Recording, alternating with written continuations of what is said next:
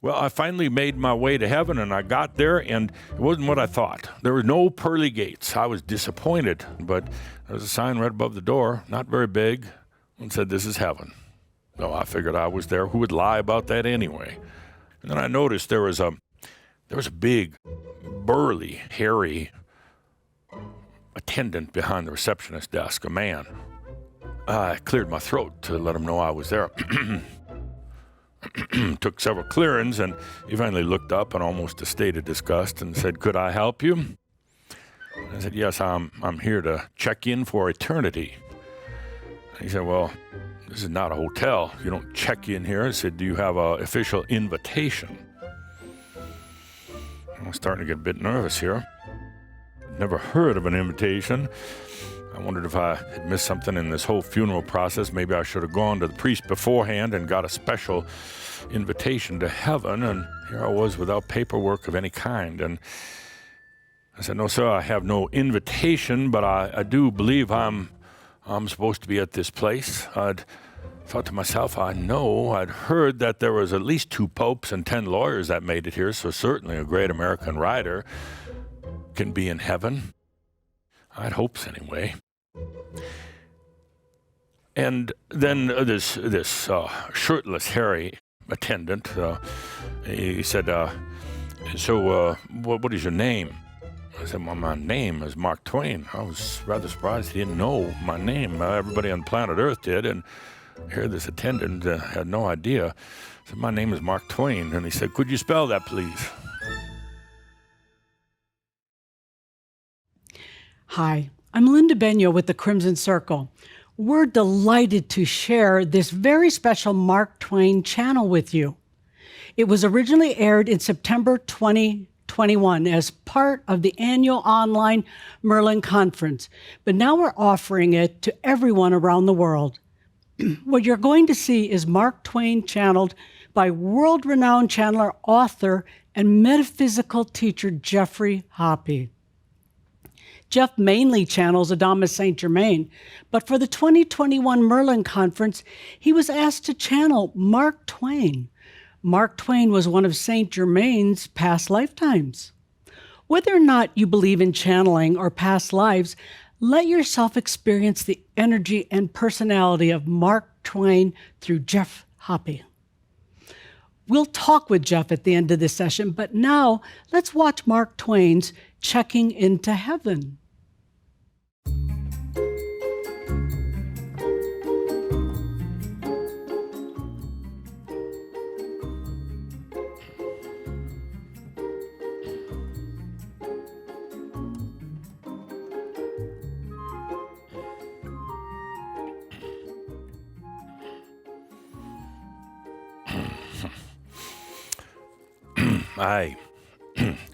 I am that I am, and that is a God-given fact. But the problem I seem to be having is that I'm not sure who I am. That's something I do believe all of you understand. I'm not so sure if it is because I'm 186 years old, and sometimes I fail in memory, I fail in facts, but I never fail in feeling alive, even though I'm dead. I'm not so sure if this lack of understanding who I am is due to the fact that this is some sort of trickery of the soul, and that I'm almost certain it truly is. But for our gathering here, I am Mark Twain, American writer and a loving family man. I am Mark Twain. Mark Twain. I lived 75 years on this great planet Earth. I enjoyed those times. I still have great memories of both the highs and the lows, of the joys and the loves and the tragedies of my time. 75 years, perhaps I overstayed my welcome by 10 years or so, but the fact is 75 years on this great planet. I was born and raised in the area of Hannibal, Missouri. Hannibal, Missouri, and what a place it was for a young, impressionable child to grow up near the great river of the Mississippi, being able to play with friends in the woods along the riverside, watching the steamboats go by day after day, carrying their loads of cargo and humans and sins up and down the Mississippi. It was quite a life growing up there, and it became the basis of so many of my books. What I learned there in those early years of my life was something I would never forget, and found its way into the words that were written upon the books and printed on printing presses all across the world and distributed to the fascinating eyes of the readers, making such an impression, and that is indeed what I had hoped to do. It was quite the life, and I allowed myself to adventure into life. You know, I'd met many people along the way who kept themselves back from the trials and tribulations of life. They held themselves back. They stayed in small towns, in small jobs, and never going off to explore either inside themselves or the world around them. But I was one filled with adventure, wanting to get out and find out what this great world was all about, and hopefully in that pursuit I would find who I was all about. And quite the years on this planet Earth, quite the years. At a very early age, I left school. I had no use for the teachers, for the teachings. I had no use to be stuck in a classroom all day long when the world beckoned me to come and find out all about her. I left school at a young age. I went to work as a typesetter for a local newspaper. There I was fascinated with all the letters. Well, it was different back then. Every letter was its own individual piece of lead, and those pieces of lead had to be stuck together by hand. I was fascinated that this was a language that could communicate to everyone who read. I was fascinated by the style of each and every letter, by the bold face, and by the serif and by the itals. To me, this was one of the most fascinating things I'd ever discovered in my life, and I spent hours and hours shuttling those pieces of type into place so that evening the paper could be printed and distributed, and this communication would go out to near and far. I did that for a while, and then the call of the river came to me. The call of the river. I grew up on the river, played on the river, almost died on the river a few times if it hadn't been for the grace of God and some friends who helped pull me out of the situation. I had seen those steamboats, those paddle wheels going up and down the Mississippi, and sure enough, I had to be on one of those. It was hard to leave my job as a typesetter, but I had to be on one. I eventually found employment in one of the most honorable ships on the river, at least that's what the captain told me. And there my heart sang as we sailed day and night, as we passed other boats going up and down the great Mississippi. My heart sang as I realized that this river that I was going up and down every day would eventually lead out to the oceans, and someday this river would take me to places all around the world, and that's exactly what happened. Now, I would have probably pursued a greater, longer career on the river. I did make it to being a riverboat pilot. Oh, that was quite an experience. Maneuvering this great paddle wheel up and down, having to watch for the low spots, having to watch for other boats, having to watch for Indians and rustlers and every imaginable kind. That was an amazing time. I would have probably never left had it not been for the Civil War. The Civil War suddenly put a stopped to all the commerce on the river. Our boat was docked. I had no employment whatsoever, so what was I to do as a young, impressionable man? Well, I joined the Army. Well, the Confederate Army, that is. I had no conviction one way or the other about the war.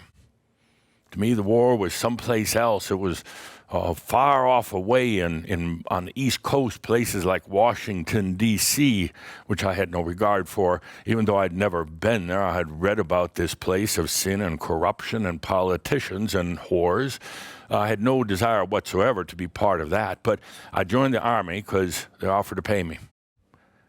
I was in the Army for all but 2 weeks. 2 weeks, and I realized this was not a place for one who wanted to get out and discover life. Oh, they had me scrubbing pots and pans. They had me fixing this and fixing that. And then one day they talked about giving me one of them rifles, and I had no intention of killing another man for anything. So I deserted. Yes, I was a deserter of the Confederate Army, and to this day, that's one of my greatest accomplishments. Now, I'd been hearing about this gold and silver mine rush out in California, Nevada. And I thought that'd be a mighty fine place for somebody who was running from the Confederate Army and running from everything else about that time. I found myself quite low on the funds. One of the few times in my life that I didn't have a lot of money. Now, I was very good at making money, having money come to me. Most of my life, I lived in affluence. I did that partly by intent for my father. My father was quite a dreamer, but when it came to money, he was quite a loser, and that's why my family moved so many times when we were growing up. I'd made myself that conviction that I would not ever get into that state. I would not be such that I couldn't pay my debts. I'd never be such that I couldn't feed my family. So this was one of the few and rare times of all that I didn't have much money. But when I heard about the gold and the silver in those mines in Nevada, oh, that drew me there. That drew me as fast as I could move my feet and ride a few camels, ride a few donkeys, and I rode camels later, but I rode a few donkeys and a few horses and did a lot of walking, and I found my way eventually to a place called Virginia City, Nevada. Fine place it was. It was a mining town. It was filled with miners and saloons and gambling halls and all the things that I actually liked. And yes, there were a few prostitutes here and there, although I was not known to frequent that too often in my life.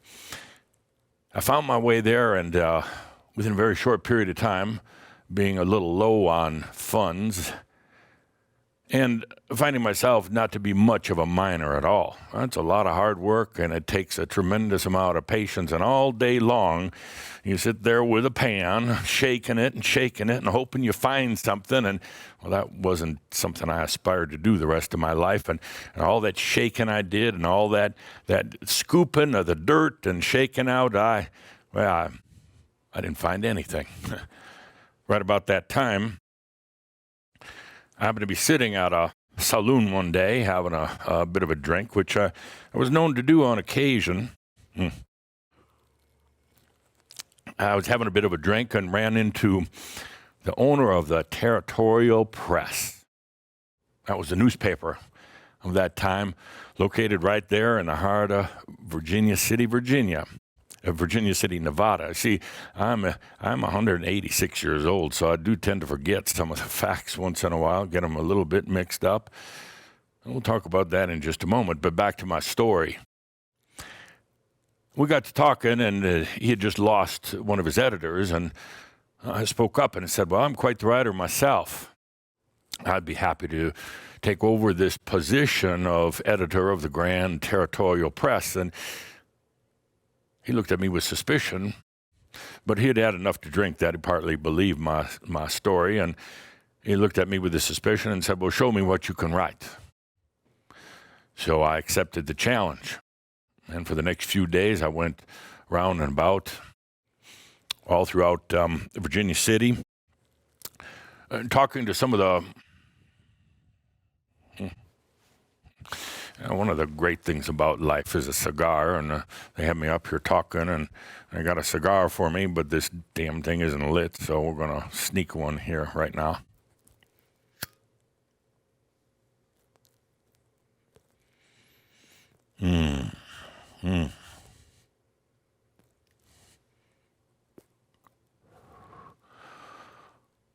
Yeah, one of the things about being human on this planet is you can indulge in vices, and I certainly enjoy that. Thank you. So, where was I now? I was telling you the story with the editor. I went all about Virginia City and talking to the miners and finding out where they came from. Well, it turned out they came from all around, not just Nevada, not just California, but they came from all around the world. And in that, I found a great story to write. I sat down and penned that story and turned it into the owner a few days later. He read that story, and I thought he was going to nearly cry. Because he had probably never read anything that good. Now, I wasn't trained as a writer, but I did keep my ears open when I was working back at the newspaper and the printing press, and I watched what stories were good. I watched to see what stories were no good. And I learned a thing or two. It's got to be a story. Facts are one thing. Just a list of facts in the newspaper is as boring as a Sunday. But I learned that if you tell a story, you put the human interest behind it, not the best cigar I've ever had, but it'll do in this case. If you put the human interest behind it, and if you share the story of the human journey, and you share the story of the human foibles and the human accomplishments, the challenges along the way, now anybody who's going to read that is going to come to tears.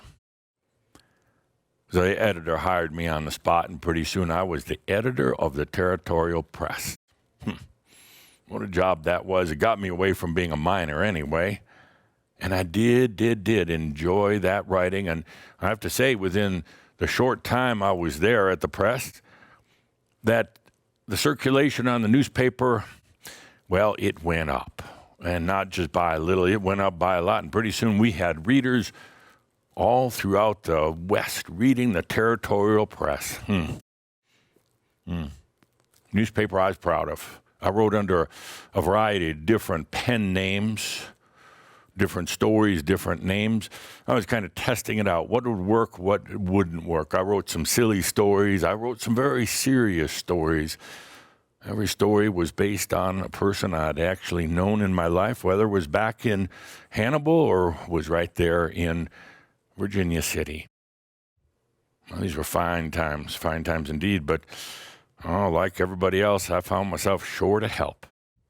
It was hard to find writers back then. Well, what you had is a bunch of miners, and most of them were as illiterate as a donkey.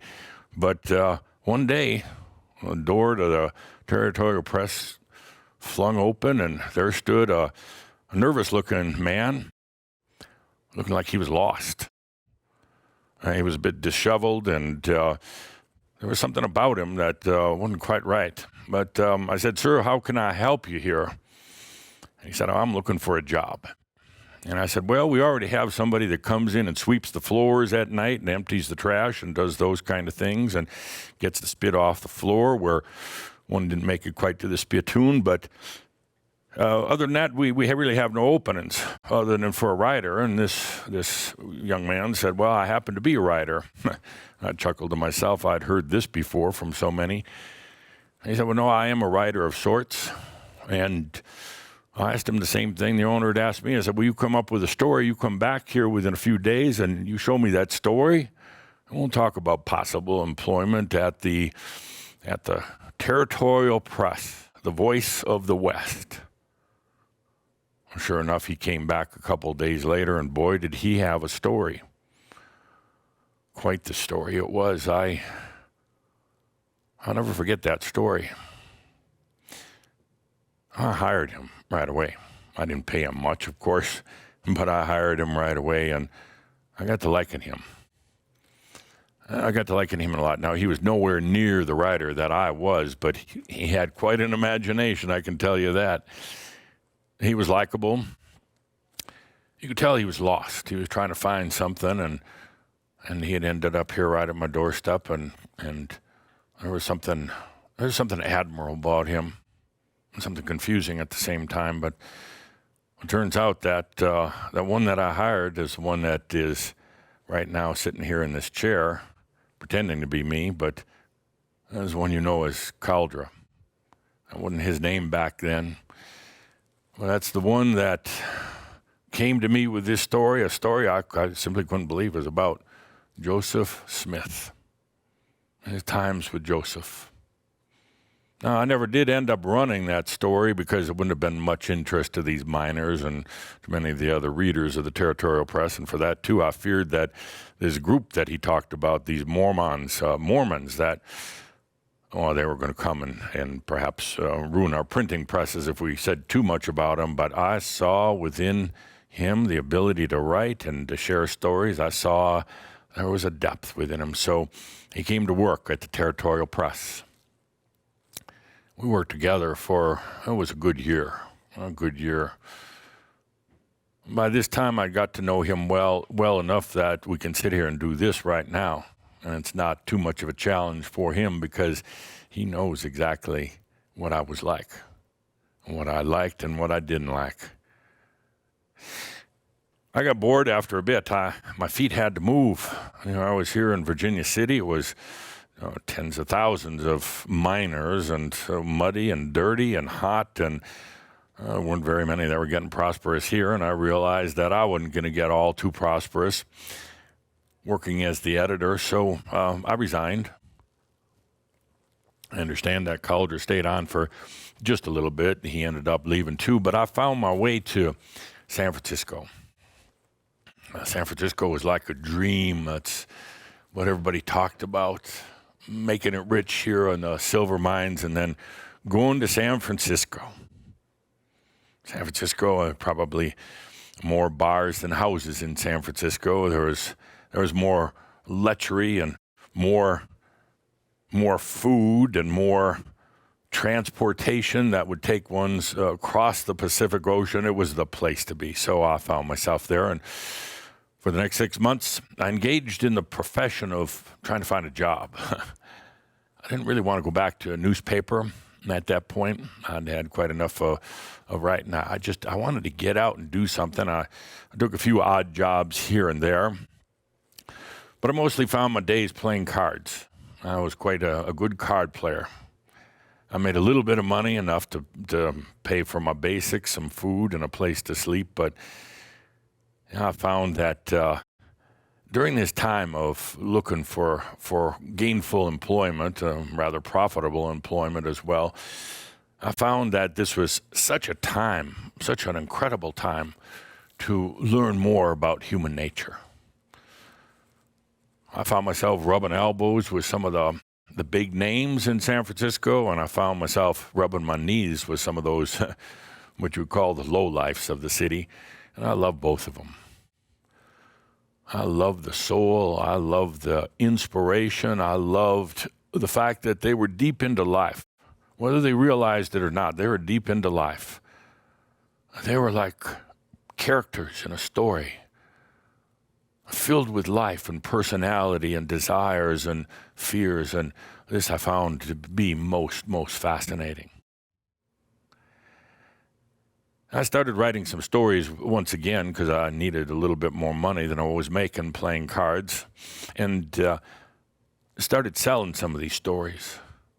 And pretty soon these stories found their way, not just in California, but they found their way all the way to the East Coast. Papers were paying good money for me to write some of my silly stories based on my adventures in Missouri and Nevada, and now in San Francisco. And I realized that there was quite a difference between writing a story and being a newspaper man. Being a newspaper man, you can lie and cheat to a degree. as most reporters and newspaper people do. You can lie and cheat to a degree, but it has to be within a certain limits. When you're writing a story, however, it's wide open. You use your imagination. You build on the characters that you've come to know in your life. You pour your heart into it, and it's not regarded as facts and figures from a newspaper, but it's regarded as a beautiful story. And people don't immerse themselves into a newspaper. They read it. They think about it, and then they form opinions about it. Reading a story or reading a book, they find themselves deep into the mystery, deep into the characters that you develop and create for them. They forget about their trials and tribulations. They forget about their illnesses and their sadnesses, and they immerse themselves into a book and become part of it. That's what I realized. When somebody reads a story, they're not just feeling the characters that have been developed in the story. They're immersing into it, and they're adding themselves to it. Well, you would understand what I'm trying to say here. The average common person wouldn't so much as really begin to understand, but you understand it's all that energy that's added to it. I found out later when I wrote some of my classics about Tom Sawyer and Huckleberry Finn that people all around the world put themselves into those stories. That's why the stories lived on and still do to this day, because it's not just the characters I developed, it's what everybody added to it. But before long, I realized I had to develop a pen name. Nom de plume, because, it was the thing of the time. You never used your actual name. I developed this name, Mark Twain. Mark Twain was actually a measurement that we used along the Mississippi River to determine the depth of the water. It was a mark, and a Twain was a certain measurement, and I thought, now that is a nice name. It sounds good, and it doesn't take too long to have to write out, and hopefully people will remember that name, Mark Twain. So I adopted that name. And before long, I found that newspaper was sending me all the way, nearly the other side of the ocean.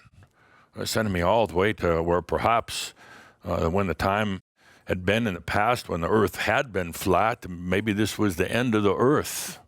They sent me all the way to this place called Hawaii. Hawaii. I boarded the ship, not knowing so much about Hawaii other than it was a long way away. It was out there somewhere in the Pacific Ocean, basically uncorrupted by regular humanity, uncorrupted by the large cities and by politicians, and it was a natural place. And I found myself on board the ship, longing to go there, longing to adventure. Yes, indeed, the Mississippi had taken me out onto the great ocean, and now I was finding my way to the Sandwich Islands, now called Hawaii. What an adventure that was. Never seen any place quite like it before. Now, I'd seen some places. I'd seen Hannibal, Missouri, and I'd seen a good part of the Mississippi. I'd seen Nevada, probably more than I ever wanted to see, and I'd seen that San Francisco, but now I was seeing some place that was so different. I didn't realize that God could make such beautiful places. I thought every place was going to be like San Francisco or Hannibal, but God was pretty talented. God had a big palette to work with, and he created the Sandwich Islands. Oh, I loved that place. I loved it. I'm almost surprised that I didn't just stay there, but I have itchy feet. I have to keep moving. I have to keep going someplace, and I have to keep my adventures going. So I found myself on the Sandwich Islands, exploring one island after the other. I love the natives. I was a bit fearful at times they were going to eat me because I'd heard the tales about Captain Cook and what happened to him. They invited him to dinner one night, and they done ate him at dinner. But I was told that they didn't so much like the types like me. They preferred more the English than they did the Americans for dinner, so I didn't worry too much about it. I saw trees that I'd never seen before. I saw volcanoes. I'd heard about them. I'd heard about these great big fires that burst from the belly of Earth itself, but to see one, to look there at that volcano and to think that that volcano just spewed like vomit coming out from the underbelly of the Earth and then making a beautiful land in the middle of the ocean. I love this place, and I loved all the fish and the fruit and the laughter, and it was a different way of life. After being in San Francisco for a while, it seemed like somebody had smoothed off the rough edges. Somebody had put a little bit of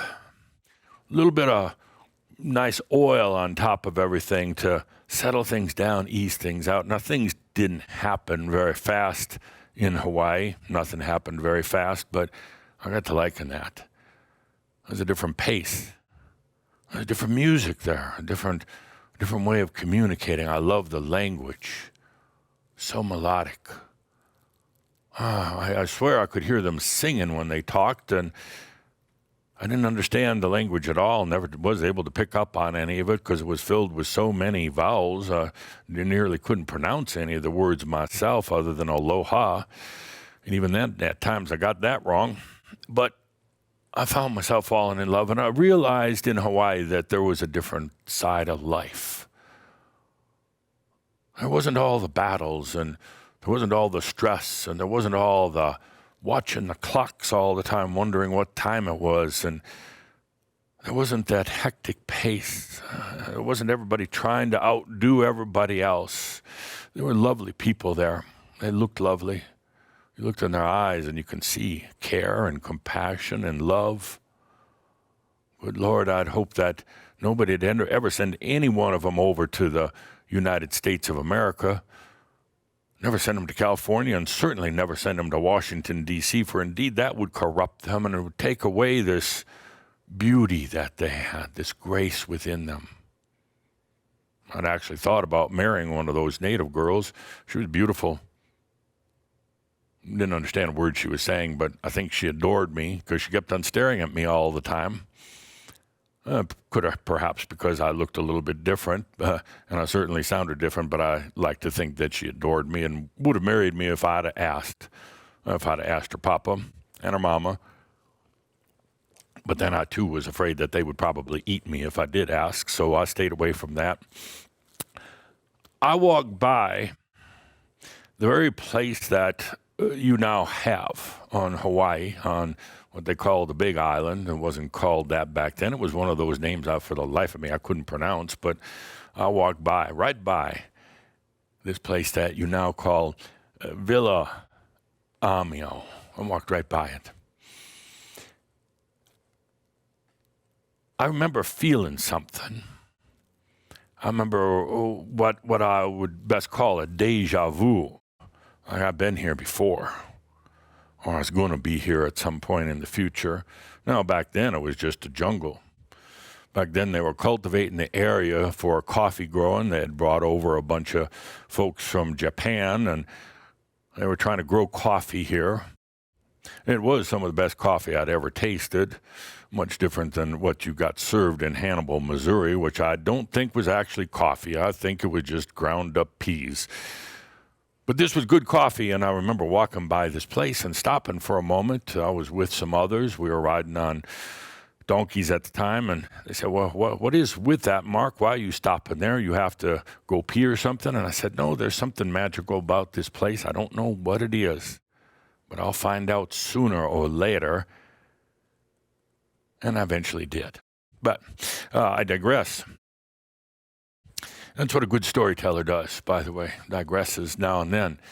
So you're not always staying on a straight track. You want to go here and you want to go there, and then you want to come back to here before you go there once again. This traveling to the Sandwich Islands, and I wrote a book based on all the articles I sent back to the newspaper, Letters from the Sandwich Islands. Well, that gave me a large degree of notoriety. And I found myself now traveling all around the world in the engagement of not just one newspaper, but numerous newspapers, even some of those newspapers from back on the East Coast.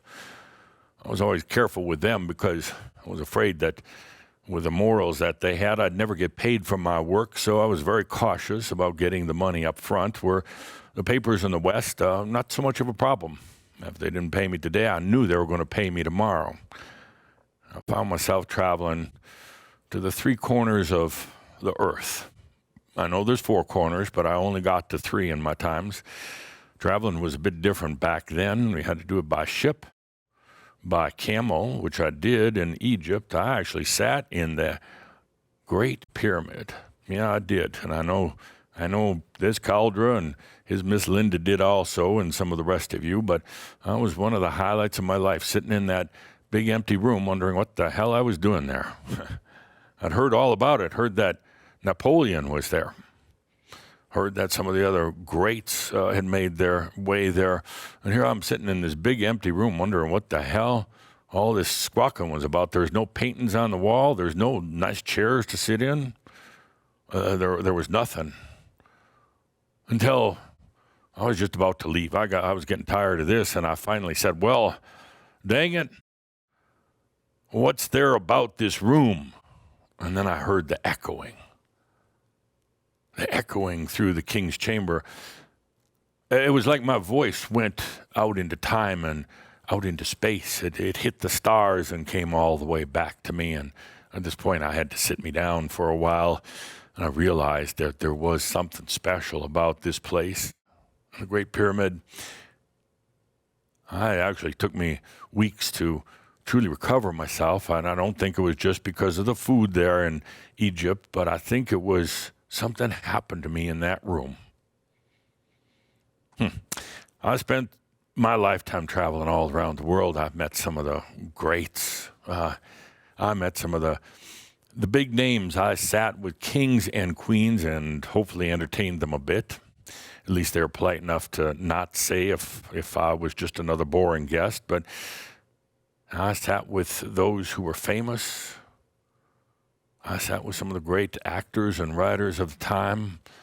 I befriended Nikola Tesla. He was one of the funniest non-funny men you'd ever know. Now, he didn't try to be funny, and he actually wasn't very funny, but the fact that he wasn't very funny made him funny because he was so damn peculiar.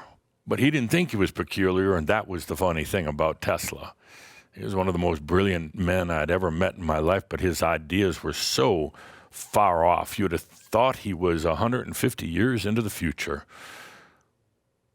But he had the heart of gold, a heart of absolute gold, a confused man, a lonely man who should have wandered more like I was doing. He found himself in the laboratory all the time, and I think that eventually drove him a bit crazy, that and too much electricity going through his system. It must have done something, but he was one of the kindest men I'd ever known, and I did invest in some of his projects, and very few of them ever reached a degree of success because he was one of the most misunderstood men of all times. And when I say all times, I mean back to the start, even before Jesus. I met some of the greatest, but I also took greater appreciation in the common person that I met, the ones who tended the stables, the ones who served my dinners at the restaurants, the ones who were the coppersmiths, the ones who worked in the farms and the lands. Those were the ones I most truly admired. They were the real people, not pretentious. They were living their lives. They weren't trying to be something that they weren't. They weren't all taken by power and money and greed and sex like most politicians are. They were the ones who were, well, they're called the salt of the earth, but I actually think they're more like the pepper of the earth because they're the ones with real character. They're the ones with the real love for life. They're the ones who, when they die, they may say to themselves, now I wonder what I did in that lifetime other than live and have a few children and have a job. But no, they're the ones who really live. They're the ones who really experience. And I come to find out later, they're the ones who actually become what you now call the ascended masters. The ones who go on to heaven and stay there. These ones who are all involved in power and money and sex and all their vices, they most often have to come back to earth and live another lifetime. But the common person is really the uncommon person, because they're living life. They may pray to God every day because their religion tells them to do that, but they also realize that there's much more to life than that. They realize something that's deep within them. It hadn't come out yet, but they'll eventually come to realize who they are. I had great inspirations in my life.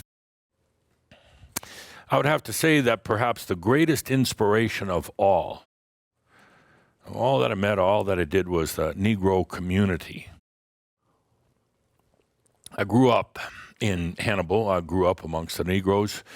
They were the kindest people I'd ever met in all my travels, in all my times on the earth. They had soul like few others I'd ever met. I mean, they had deep soul. Perhaps it was because of the suffering and the persecution that they had gone through. They'd come through slavery. Well, that bonded them together in ways that few, if any, other families on the face of this earth are ever bonded. Their suffering caused them to go deep within to look for something more to life than just what you see with your eyes and you hear with your ears. Their bonding was a deep, soulful, and perhaps based on some real hard suffering that they put up with in their lifetimes, but they went deep within. Now, so many of them were religious, but not the religions that you'd normally think about. They developed their own religion, kind of based on their master's religion, but that was kind of to fool the master. They had a deeper sense of God and religion, I remember the first time I went to a Negro church for a Sunday service. I slipped in the back door. I was afraid they were going to throw me out because I was just a white boy, but no, indeed, they did not. They winked at me. They gestured me to come forward and sit with them and rejoice in the Lord. I didn't know what the Lord was, nor did I care all that much, but I loved that singing. I loved the soul. I loved the depth of their hearts. They had a bigger influence on me, inspired me more in my writings and in my life than any of the other individuals or groups that I'd ever worked with. I love these people. I remember I didn't pray too often to God because I figured God knew enough on his own. He didn't need me yelling at him all the time with my prayers, so I just figured God was going to make things work out for me. But once in a while, I was prone to getting down on my hands and knees and saying a few prayers when things were really tough in my life. I remember one time when I was a young boy, I prayed to God. I said, God, would you please make me a Negro? And I waited and I waited. I didn't see much happening. I went over the mirror and looked in, and nothing happened. I just figured God was busy at the time and didn't hear my request, but I figured sooner or later, one of these days of my life, I was suddenly going to turn into a Negro, which I was actually looking forward to. These people have gone through so much. These people have been subject to some of the cruelest atrocities that man could ever produce. That's one of the worst of all is to be a slave, first unto yourself and then unto another. I never did turn into a Negro, although I wished I had, but I always had the heart of these dearest people in my life. They showed me that there's so much more to the soul than most people will ever discover. It never made no sense at all that one color, a human, would discriminate against and suffer upon peoples of another color. I understand once in a while where you don't like people of another village because there's a little competition built in, but not even rats, not even white rats and gray rats see the difference in each other, but for some reason, humans, they tend to see a difference. And This is one of the greatest sadnesses of my life, seeing this as I traveled, that it wasn't then just the Negroes that were discriminated against, that were suffered upon, but I saw it in many other cultures. And it always shocked and amazed me that God just didn't wake up one day and just wipe out the whole lot of them and get rid of this discrimination. But I guess, well, God likes to let humans kind of do what they want most of the time. I had a lot of tragedies in my life, more than I cared to even think about, but I also had more joys than I ever had tragedies. I lost a son at a very early age, Langdon. That was so difficult, more so on my wife than on me. I was traveling quite a bit then, and she's the one that endured through his sicknesses and through the death, and this caused a chasm, distance between my dearest Olivia and I. I'd actually proposed to Olivia at least on one occasion, but I think on two or three, and she turned me down each time. But I persisted, and I charmed her. I charmed her so much that even her father had to finally relinquish and allow me to marry Olivia. I came from a finer family than I ever did. They were from the East, and I was from the bad part of America.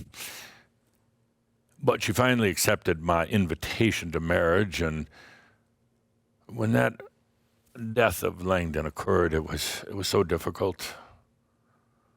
Too difficult to even think about, to write about, too difficult to do anything. And of course, I did what no man should do in that occasion. Is I found myself within a few short months out traveling again, justifying it by saying that I had to get out there and make money for the family. Death was one of the underlying events in my lifetime. Dear Olivia died before I ever did, and when she died, I kind of wished I'd have gone with her. Oh, I loved her so dearly. She was one thing that kept my heart mended.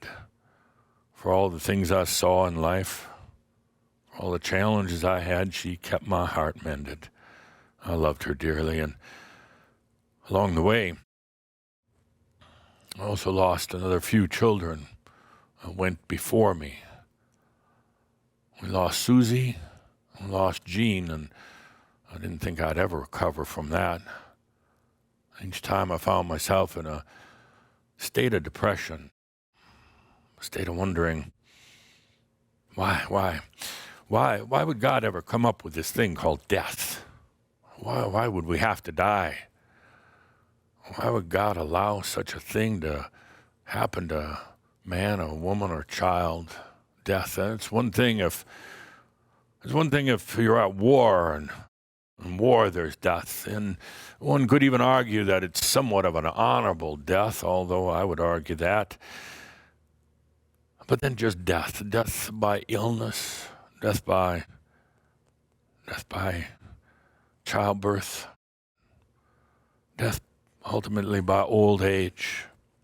And it makes no sense at all. I'm going to have a talk with God about that one of these days, but I haven't been able to book an appointment up to now. I'm going to say, dear God, life is good on earth for the most part, and there's some things about it, we need to work on, but let's talk here about this death thing. It's so sad. Perhaps not for the one who dies, but for the ones who are left behind. Couldn't we come up with something a little bit more creative other than dying from disease or old age? Couldn't we simply have a big chariot come down from the sky, have a huge celebration and angels all around and trumpets playing and gifts for everybody, and then you simply get yourself on that chariot and you wave goodbye to everybody and you say, I'll see you in heaven or wherever. I'll see you later. I think that'd be a more appropriate way of handling death. I will talk to God about that. I made a note to myself. Speaking of death, I lived 75 years on this planet. I was a great American writer. I was known throughout the world. I'm not bragging here. I'm just telling you facts so you really understand. as I continue this story. I'd seen so many parts of the world. I did like cigars a lot. I like cigars, and I liked a little whiskey now and then. I like to be with people for the most part. There were times I loved being alone, but I liked being with people. It energized me. It got me going. And I loved their stories. Now, I wasn't so much of a talker as I am doing right now, but when I was with people, I'd ask them questions. I'd go back to the time when I was a journalist working at the Territorial Press, and like I was interviewing them for a story. I'd ask a few questions, and I'd keep my mouth shut, and I'd just listen. I learned more from that than if my own mouth was flapping away, telling people how great I was and where I'd been and all the things I'd done, most of which would have probably been lies, but it would have impressed me if nonetheless, none of them. But I found that I simply ask a few questions, and people love to talk. They love to share their stories. Towards the end of my life, and I do believe I lived about 10 years too long on this planet Earth, because there was a certain point where I simply couldn't travel, where I'd lost my loved ones, where I was depressed. Well, it came a day where I hadn't been feeling too good for a while. I had other people attending on me, which I did not like at all. You like to think there's a bit of privacy in your own bed, but here suddenly people are pulling up your nightshirt and doing things to your body that you wouldn't probably even do to yourself. And I got to be in that state, that condition.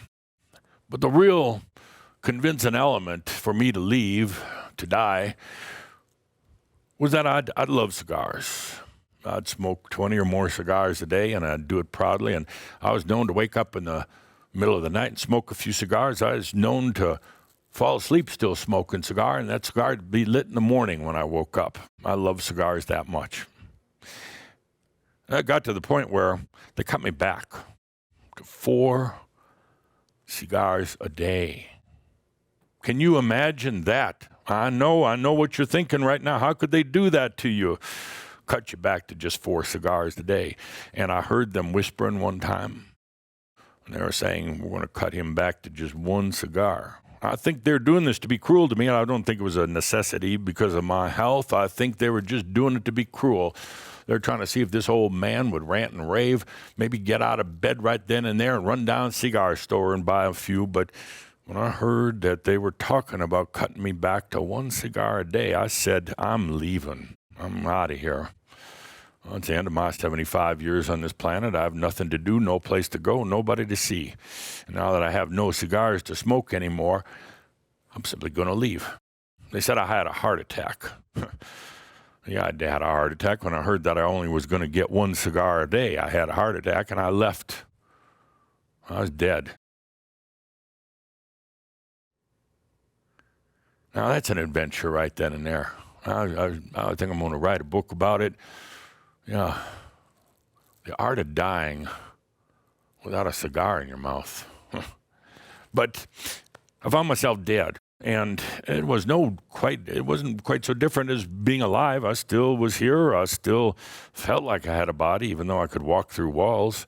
Wished I could have done that when I was alive on this planet. I'd have gotten out of bad situations a lot sooner, but suddenly I found myself dead. A lot of tears. I was able to watch all the commotion on Earth with the people who were talking about my death. I made it into the newspapers, and they had a big funeral for me, a lot of flowers. I remember that, a lot of flowers. A lot of people came too, and there was a big service and a lot of singing and a lot of crying, and I think there was a few smiles here and there from the ones who were glad that I was gone. And the only thing that bothered me about the whole affair was that there were some who I could hear talking to others, and they said, well, I thought that Mark Twain died 10 years ago. I thought he was already dead. I thought he had left this planet a long time. Now that bothered me. I'd heard that time and again, even when I was alive, and I had to make a very clear statement that the rumors of my death are highly exaggerated. I'm not dead yet. when I heard people at my own funeral saying, well, I thought he died 10, 12, 20 years ago. Oh, that affected me. I wished I could have spit on them. But of course, I was dead. I really couldn't quite do that. So here I was, dead. Funeral was over. I had one daughter that remained. And she ended up doing a lot of my business, taking care of all the paperwork and the very little money I left behind. I'm dead now, and I'm thinking, well, I guess I better make my way to heaven. I'd heard that there was such a place. And I'd heard there was another place, too, and I wasn't so fond of going there, so I said, I'm going to set out. Like I did in my travels, like I did the first time I went across the Atlantic Ocean, I just set out. Turns out that there's kind of a path. You got to be there to understand, but here you are in nothing, you're dead. Not much around, and you're thinking, well, I got to go somewhere. And suddenly you see a path in front of you. And you hope it's the right path, of course, but there's flowers, so you got to think it's okay. And I started walking along that path on my way to heaven, hoping that indeed I was going to the right place, because I had no desire to go to this other. Well, I finally made my way to heaven, and I got there, and it wasn't what I thought. There were no pearly gates. I was disappointed. I was looking forward to seeing St. Peter and seeing them pearly gates. I'd heard all about it, and we used to sing about that back in church. We used to sing about getting to those pearly gates, but there were none. I was disappointed. I even wondered if I had perhaps found my way to purgatory rather than to heaven. But there was a sign right above the door, not very big, and said, "This is heaven." So I figured I was there. Who would lie about that anyway? I walked in the door. It wasn't a very impressive door. It looked like just about any other door. I had probably a finer door in my house in Hartford, Connecticut than there was this door in heaven, but I figured maybe they were on a budget or something. So I walked in. It was a reception area. They called it a reception area, and I looked around, and it was nice, but it wasn't all that impressive. I'd have been in nicer castles of the kings and queens on earth, and I thought, well, maybe God's kind of a absent owner of this place. Maybe he's not around so often. Maybe he's off somewhere else in the universe and doesn't quite care so much for this heaven that he's got here. And then I noticed there was a big, burly, hairy attendant behind the receptionist desk, a man. Looked to be in about his mid to late 40s, but he's big. He was very big. I think he ate too much angel food cake, if you know what I mean. And he was hairy, well, at least from his neck down. The rest of it was bald as could be, but he was very hairy, and he had no shirt on. I thought this was rather unusual, but who am I to say? I'd never been to heaven before. I didn't know their rules, so I went along with it. He was occupied with something behind that desk, and I do wish he had shaved his shoulders. It was quite the sight for one who had just died, of course, but I cleared my throat to let him know I was there. Took several clearings, and he finally looked up in almost a state of disgust and said, "Could I help you?" And I said, "Yes, I'm here to check in for eternity." And he said, "Well, this is not a hotel. You don't check in here." I said, "Do you have an official invitation?" I'm starting to get a bit nervous here. I'd never heard of an invitation.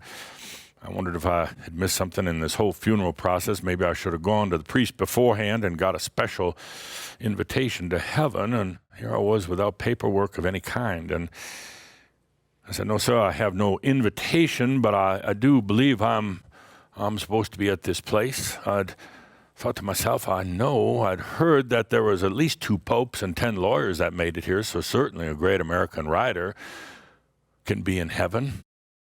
I had hopes anyway.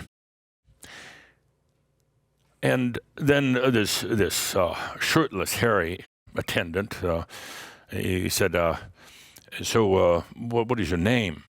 I said, "Well, my name is Mark Twain." I was rather surprised he didn't know my name. Everybody on planet Earth did, and here this attendant had no idea. I said, "My name is Mark Twain." And he said, "Could you spell that, please?" Oh, well, do they not teach grammar lessons here on heaven, but I was going to go along with the program, and I'll explain to him Twain, Mark, M-A-R-K. And he said, what's a middle name? And I stopped for a moment. Middle name? I had no middle name. I never gave myself one. It was just Mark Twain. I said, well, sir, I have no middle name. I'm Mark Twain. And I stood rather proudly. I had this suit on. I've always worn this suit. I still wear this suit. I said, I'm Mark Twain. And he looked through these scrolls, going page by page, scroll by scroll, and kind of nodding his head. I was getting very nervous at this point. It had been a long trip to heaven. As he was busy going through the scrolls, I looked around this reception area looking for a WC, a water closet, because I had to go. It had been a very long trip, and even though I was dead, I still felt that need. I guess that happens. You're used to doing that thing for 75 years. You don't just quit in one day because you're dead. And he looked about and said, well, I'm sorry, sir, but there is nobody by the name of Mark Twain that's registered that's supposed to be here. Perhaps you got the wrong place. And as he said that, he looked down, straight down, way down. I started to panic. I'd lived a good life.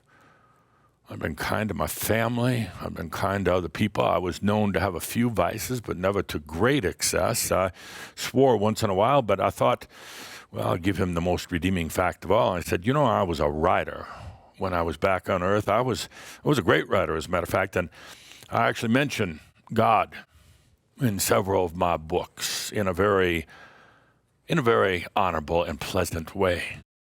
I wasn't a religious man per se, but I did talk about God in my books, and I'm sure that there were enough humans on earth that read about this great God, this good God, that they converted right then and there on the spot. So I think now I'm worthy of being in heaven.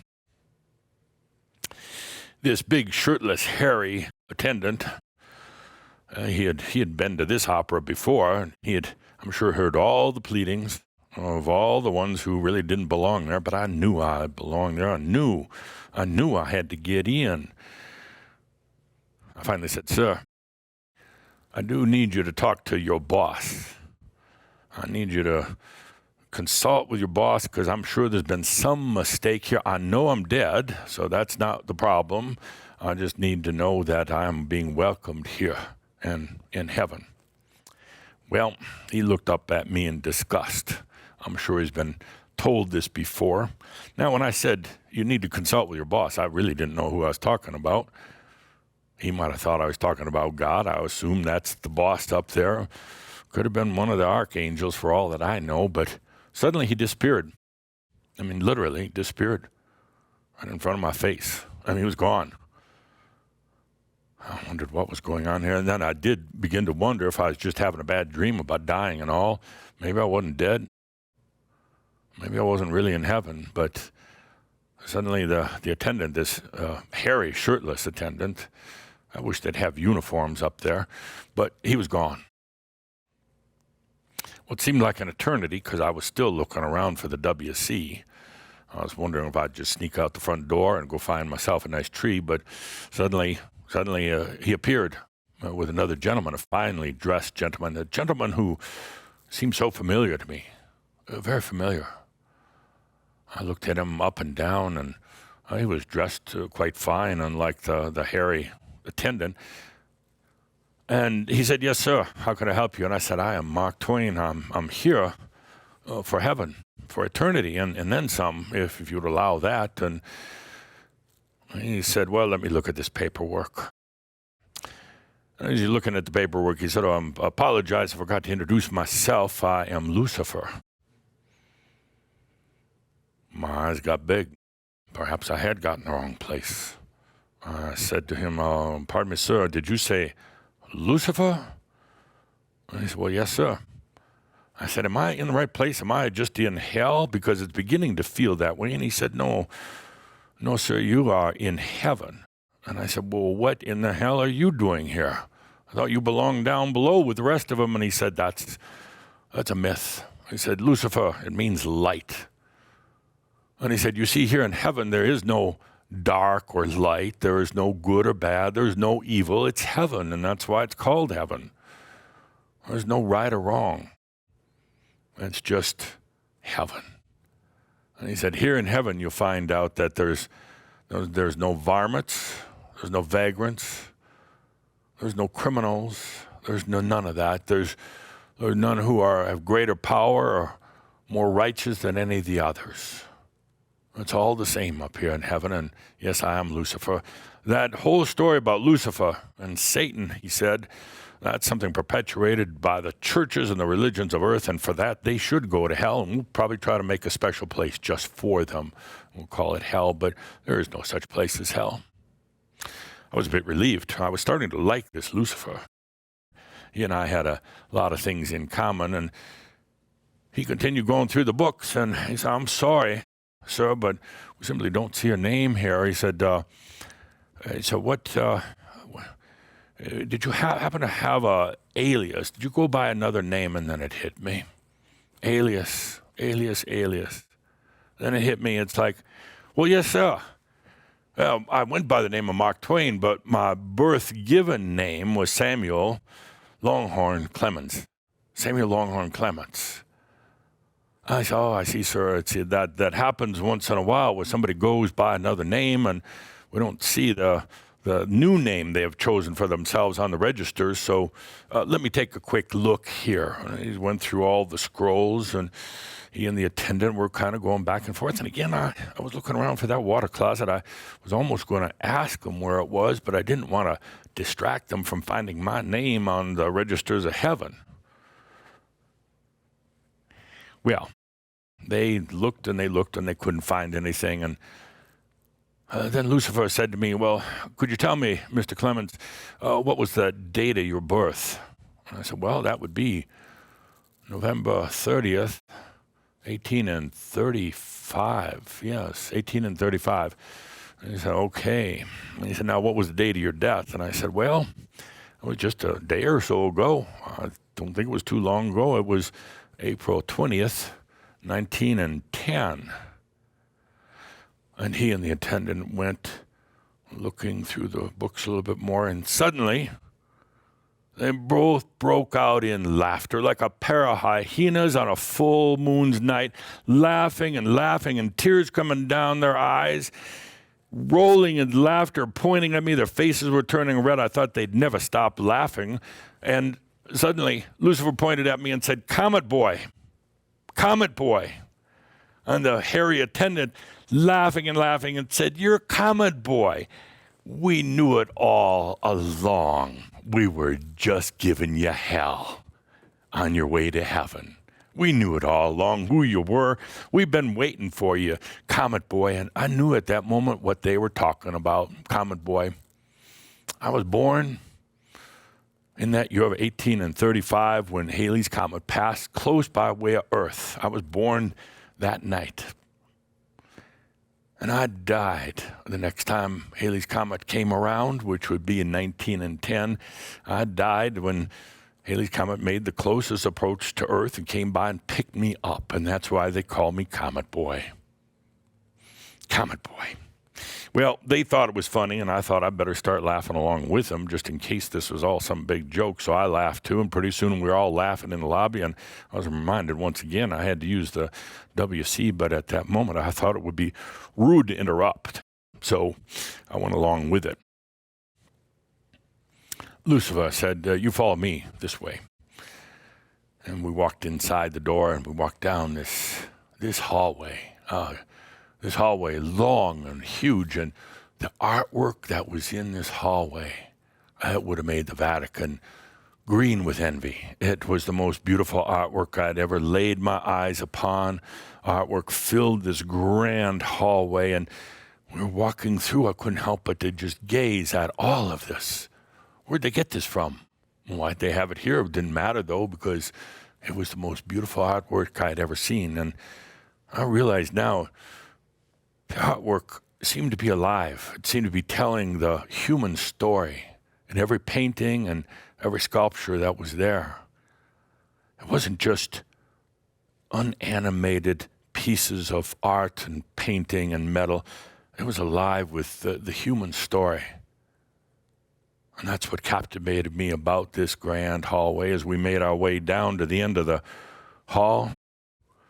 Two large doors, very large, largest doors I'd ever seen in all my life. And at these doors were Swiss guards. Swiss guards, I couldn't quite understand, but I suddenly realized where the Vatican got their idea of using Swiss guards. They stole it directly from heaven. I guess because the Swiss guards just look good. I don't know if they're all that effective. I don't know who could possibly come here and intrude upon heaven, but they were there and they opened the doors for me and Lucifer. They opened the doors to one of the grandest ballrooms I'd ever seen. Was the grandest by far. I gazed for a moment at this grand ballroom.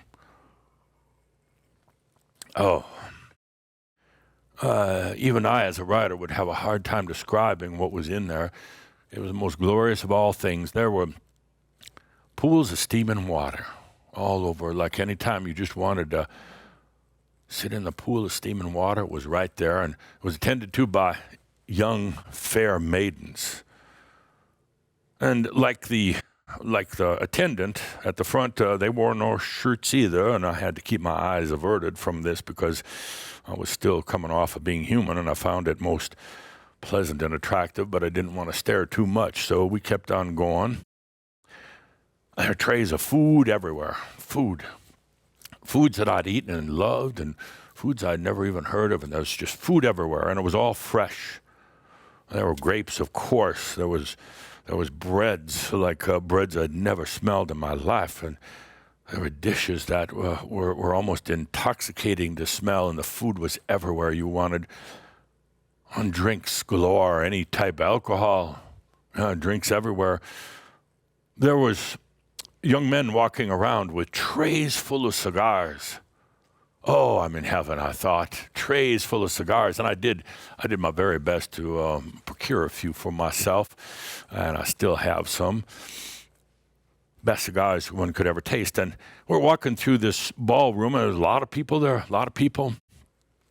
And I noticed the fellow walking up towards us is on his way somewhere in a hurry, and suddenly realized, Jesus Christ. I mean, it was Jesus Christ. And as Jesus came by me, he had such a smile on his face. He said, "Love your books, Mark," and kept on walking, and I looked to see where he was going. There was quite a commotion over there in the corner. It seemed that he was heading over to his apostles. It seems that poor Mary Magdalene, she had a bit too much to drink, and she was just downright skunk drunk. And her excuse was that she thought it was just water, but somebody turned it into wine as she was taking it down through her throat. She was drunk as could be.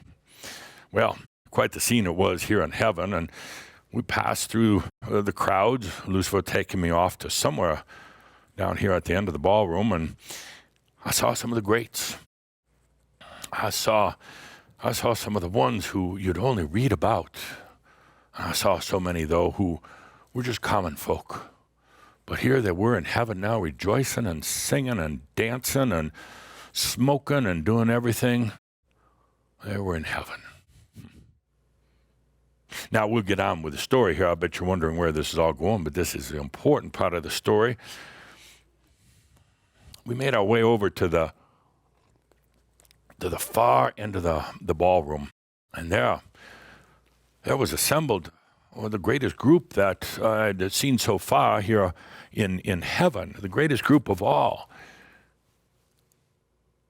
You could almost see there was hundreds, maybe thousands, sitting there at this huge table.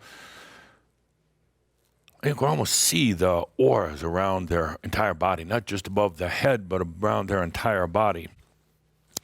When we approached the table, we could see they all started looking over out our way. They saw Lucifer coming, and then they saw me right behind Lucifer, and all of a sudden, at the same moment, they all stood up, cheering and clapping.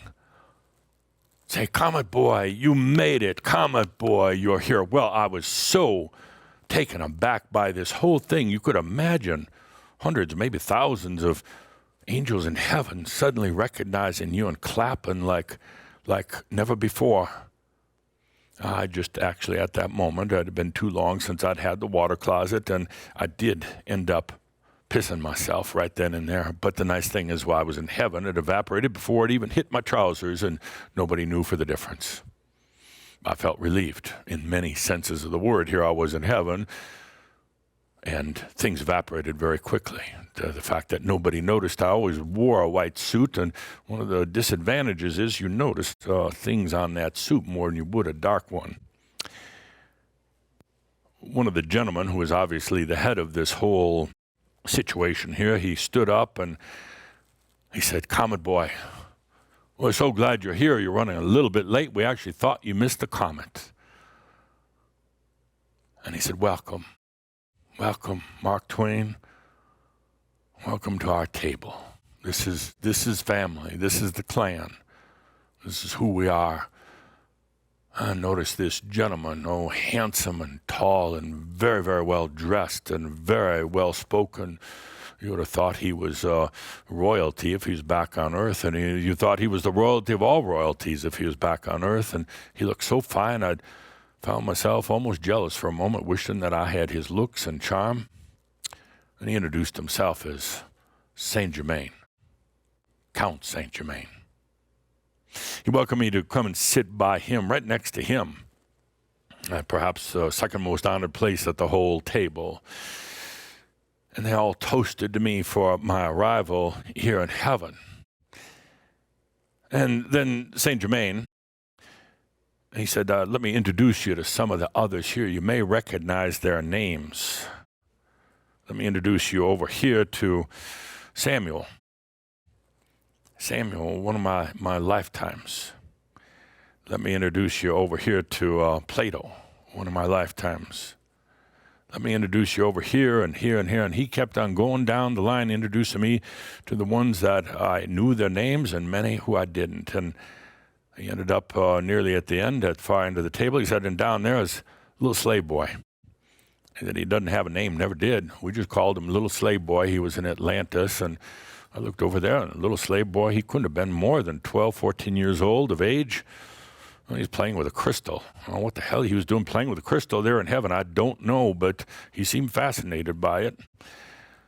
Well, he finally came back to my side of the table, and he said, "Now, I'd like to introduce you to this fella over here." That fella looked far too familiar to me, far too familiar. He said, "I'd like to introduce you to Samuel Longhorn Clemens." It's at that moment I knew that's me, but it's not me. And I said, "Your Honor, Saint Germain, how is it that I'm Samuel Clemens, but Samuel's here before I am?" And he said, "Well, you took on this new identity, which you're welcome to do anytime, any you want, but you took on the identity here of Mark Twain, and therefore Samuel Clemens died well before you did. About 10 years before you did. You had kind of forgotten about him, and he's happy to be here. He has no remorse or regret or holds no thing against you. But you see, you became Mark Twain." I was beginning to understand what this is all about in a way, but I couldn't quite put it to words. I was thinking, though, I was going to have to write another book. If I hadn't been dead, I'd call it Letters from Heaven. How confusing this all is. So we sat down at the table, and Saint Germain explained all this. He explained when I asked him, "Well, how can it be that you're the ascended master? How can it be that you're the one who found enlightenment and I came after you? That doesn't make sense at all. You would think that you would have just stopped having all these new lifetimes." And he said, "Well, for one thing, Mark Twain, there really is no time or space. None whatsoever. So you can't think in those terms when you think about lifetimes, because you have past lifetimes that haven't even happened yet." I said, "But more important than all is, you see, Mark Twain was created not out of karma, but out of love and out of sharing. This character, Mark Twain, coming from the character Samuel Clemens, was created to go to Earth and bring some joy and some humor to Earth. It was also because I, as Saint Germain, happened to love this place called America, but America was a little short of good writers at the time, and so I wanted to create something to leave behind for the world. But don't misunderstand me. It's not actually me that created you. You're not just a lifetime. We're all kind of like cousins to each other. We all come from the same soul. But he said, therein lies the problem. You noticed here at the table, it's all of us who have lived as humans on earth. And there is no soul here, not even here in heaven. And that's because the soul has never lived as a human. How would they show up here? It's only the humans that come here.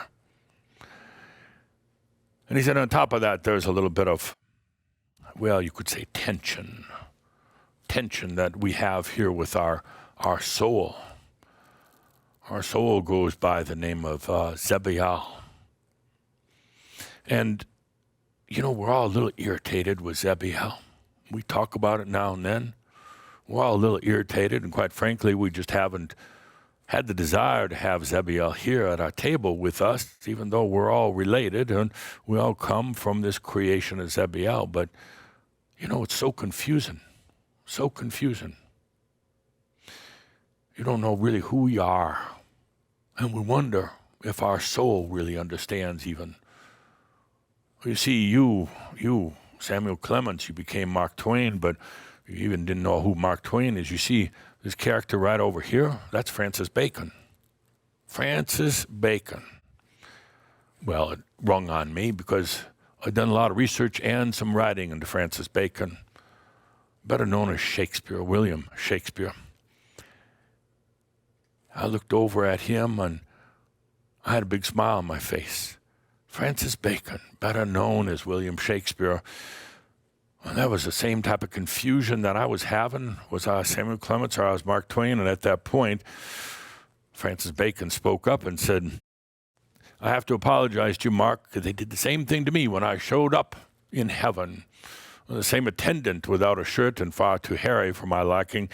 The same attendant asked for my name, and I gave it to him. I said, William Shakespeare, with great pride, because I knew I was going to become one of the most famous writers of all times, and they couldn't find my names on the scroll, and pretty soon he was a-calling for Lucifer, and I was surprised at the name Lucifer, and they looked in the scrolls, and finally, after a lot of pleading and begging, they said to me, to be or not to be, welcome to heaven. Come on in. They did the same thing to me. I wished I could have warned you in advance, but it's confusing, not knowing who you really are. That's why we have a little bit of an issue with Zebiel. A hush went over the entire table and finally went to the entire room. It went stone cold sober at this discussion of Zebiel or any soul being at all. There were none in the room. It was just us, the ones who had been humans before. Saint Germain said, the soul creates us. We're expressions of the soul, and the soul gives us freedom. The soul allows us to do whatever we choose to do, all in the name of experience of the soul. But where has the soul been when we've been suffering? Where has the soul been when we need just a morsel to eat? Where has the soul been when we're running into conflicts with other people, when the loved ones we have die right before our eyes? Where is the soul then? I was starting to feel a sickening feeling within me. They hadn't figured it out either. Not in this place of heaven, and certainly not on earth. They hadn't figured out this whole thing, and suddenly I felt like I was falling into nothingness. At that point, Saint Germain came back with a big smile on his face. And he said, Mark Twain, we're kidding you once again. We are the soul.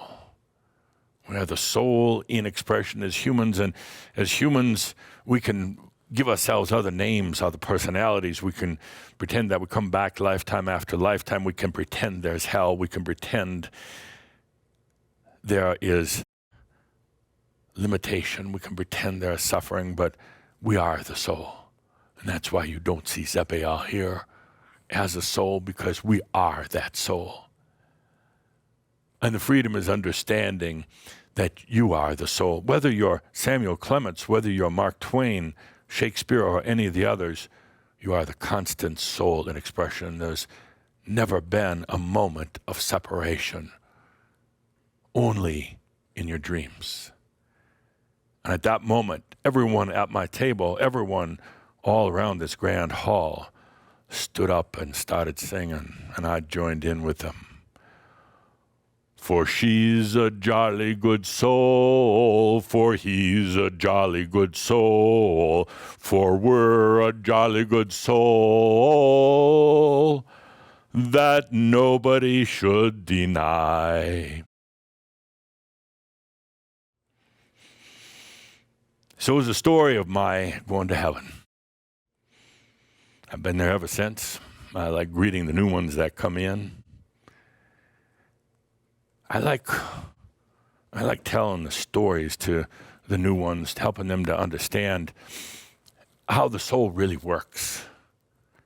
In fact, that the soul is not some far-off removed being dictating what you should and shouldn't have. The soul isn't doling out favors. The soul is not unaware of you at all. The soul is you. It's right there. And when you accept that, you are the soul in expression, and you are also the creator, and you as the creator can create other entities within yourself, such as I did from Samuel Clemens to Mark Twain. You as the soul can choose any path of experience that you want. Then you become free. They'll tell you that is not possible, that there is some God in a far-off heaven that's dictating all the things that you can and can't do, and that you have to follow certain rules of engagement as a human. But the fact is, none of that is true. You are the soul. You can choose what you want. You can change your expression. You can change your day. You can change your fate, your abundance, and even your health. You are the soul. Never, never, ever think again that you are separated from it, that you're just another incarnation in a linear lifetimes of many incarnations, that you are simply the byproduct of a previous life. None of those things are true. You are the soul. You are timeless and spaceless. Allow yourself to dream. Allow yourself to soar, and allow yourself to be in heaven on earth for the rest of your days here. One last thing before I go. You are here on earth right now at perhaps the most important time of all. I know other generations have said that, but none even compare to what you're here for right now and what's happening on this planet, and the importance of your consciousness here. It can be very sobering indeed to think of the implications of why you're here, but I ask you to drink. I ask you to unsober yourself, because it could cause you to become quite constipated in every way. But to celebrate yourself, instead of worrying too much about what's going to happen next on this planet, to celebrate yourself, to understand why you're here, and while it has serious implications, don't take it so seriously. Enjoy your life here. As I discovered when I went to heaven, there is no hell. There's no right or wrong. There's no black or white. There's just heaven, and that's where you get together with your clan, your soul clan. I encourage all of you to do one very important thing for me, Mark Twain. Tell your stories. Tell your stories. You just heard my story of going to heaven. Now, how much of it is literally true doesn't matter so much because it is my story, and I stand behind it. You have great stories to tell. You have yet to discover them yet. You have great stories to tell of your days here on this planet in this lifetime, even though at times you think the story was small or miserable. Well, I could have made my story small and miserable too. It's all a matter of perspective. I could have felt that when I was growing up, my daddy, he was always running from the bill collectors, and I could have become the victim of that. I could have said that our family didn't have enough money to afford me an education at a university, so I had to go to work as slave labor. I didn't do that. My story was about adventure, about seeing the planet, about meeting people and feeling the hearts of humans. Your story. Your story is important.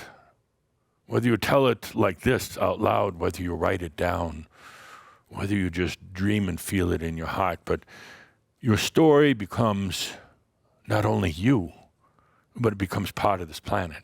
And the story is so important to share right now, particularly your story of emerging out of the asleep human consciousness, emerging into your awakening and all the trials and tribulations, all the great dragons that you encountered along the way. Write about the dragons. People love reading about dragons. Write about your dragons and how you encountered them. Your story is needed on the planet right now.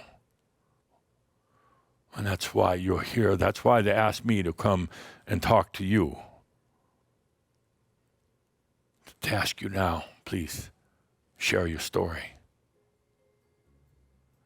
So now our time has come to an end. I must get back up to heaven. I'm sure they miss me. They think perhaps another comet came and took me away back to the planet Earth, but I'll end where I started. I am that I am. And I know by the grace of God that I am, but sometimes I just tend to forget who I am. And then when I stop worrying so damn much about it, I realize I'm so much more. And I have a thought, I'm so much more than Mark Twain. I'm so much more than Samuel Clemens. I am all that I am. With that, ladies and gentlemen, it's time for me to grab the next comment. I am Mark Twain. Thank you.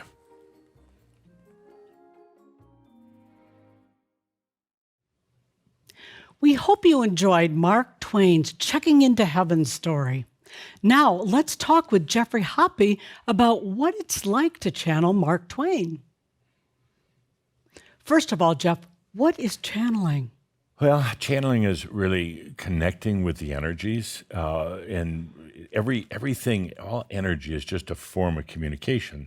So channeling is about connecting into that, and you have to put it into words, of course, and also physical motion. But that's basically what it is. You can channel anything, whether it's a tree. Now, don't expect the tree to talk to you, but you can feel the energies and interpret them.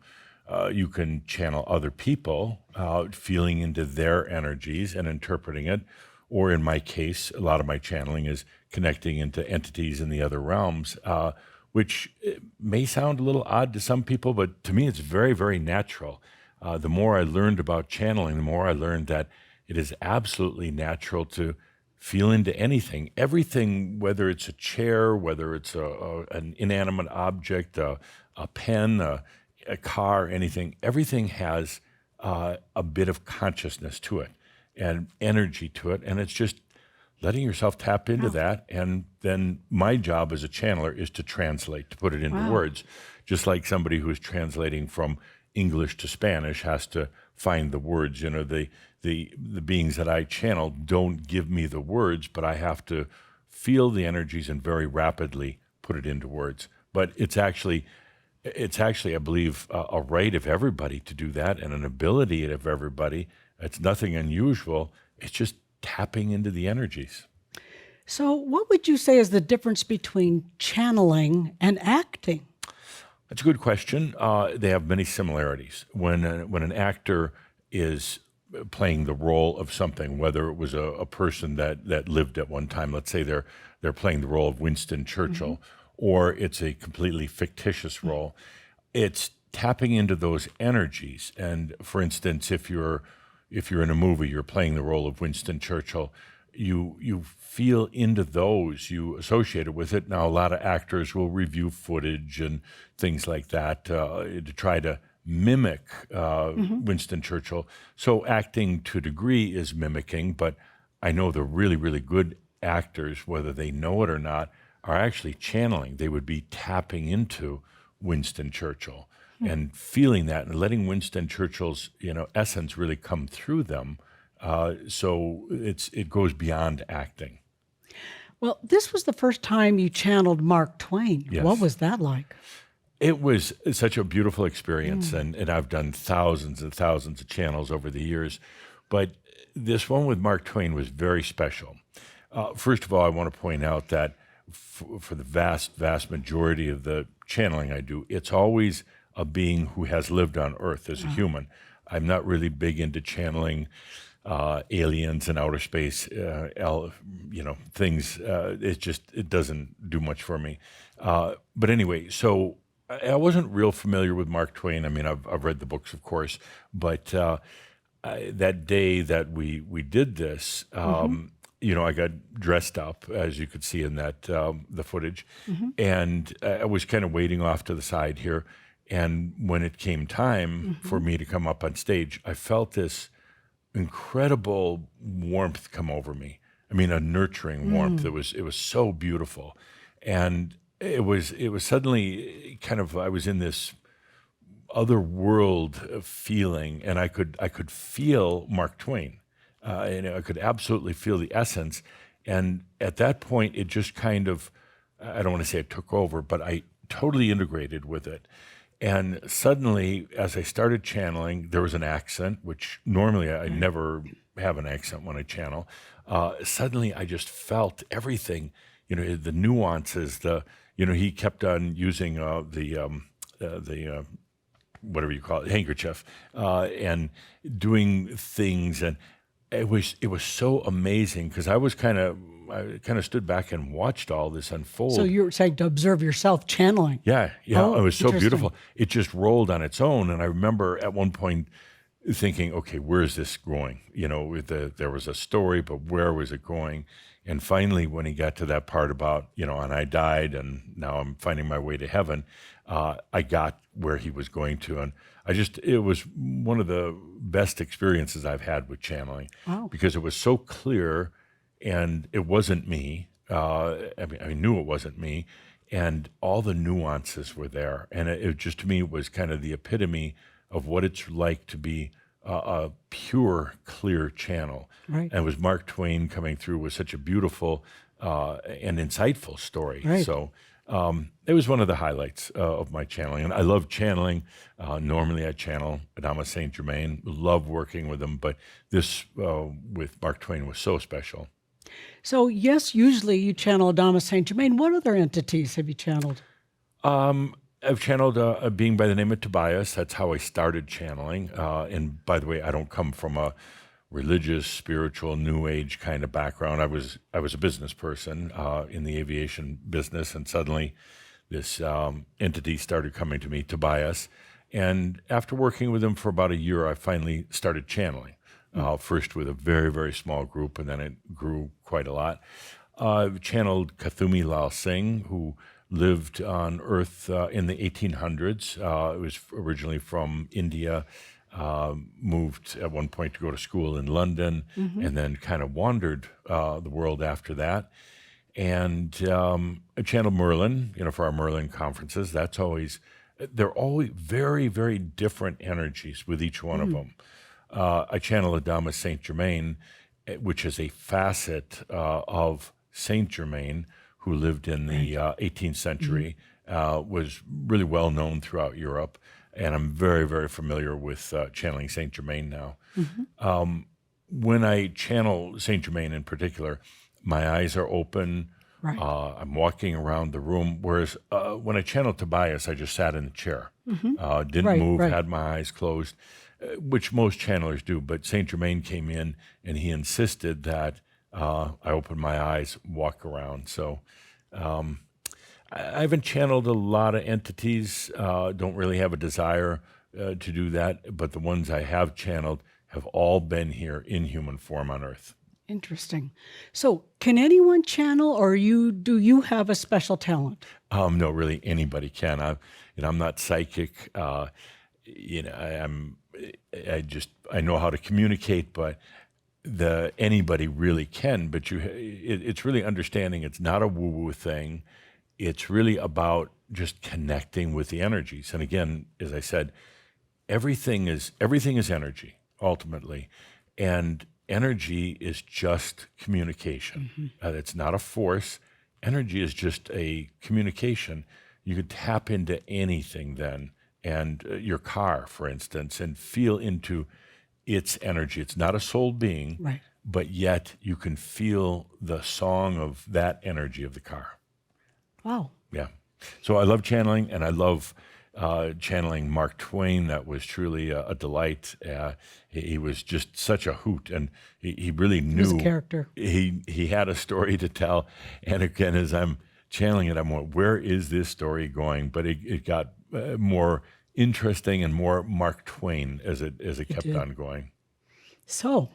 So thank you for viewing Mark Twain's Checking into Heaven. And for more information about Crimson Circle, go to crimsoncircle.com. Thank you. Thank you.